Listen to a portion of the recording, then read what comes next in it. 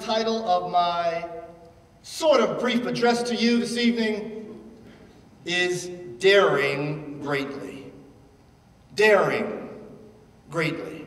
In many places we have discovered that a sign, even a really nice sign, a cool website, a regularly updated Facebook page, or our presence on Twitter or Instagram does not mean that the pews or the nursery will be filled.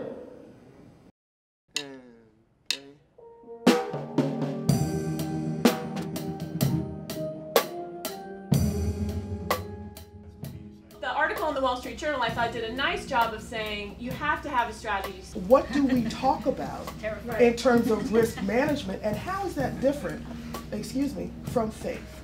And that's the first step, is to acknowledge, is to see it, because lots of times we don't see injustice, right? Our eyes are blind. I mean, we have blinders on. Yeah.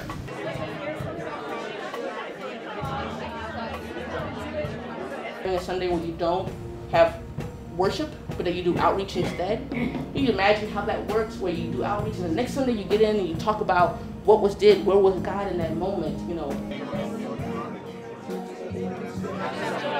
We know in most of our churches that we are a friendly bunch.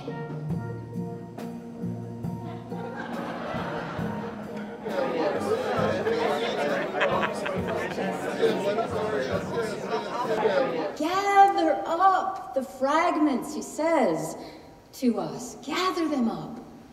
Offer them up so that nothing may be lost.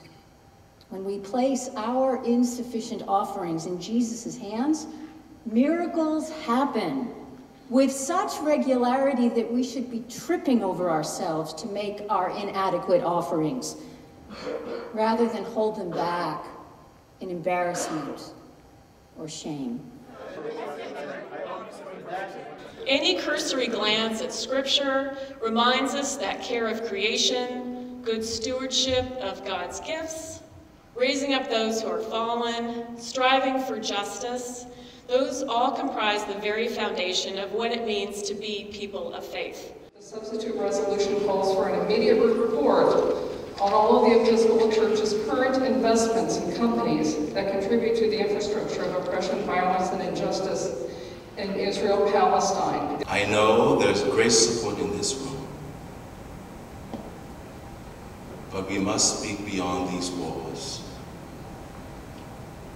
so that our faces and our strength may surround those who are marginalized, whose lives are threatened.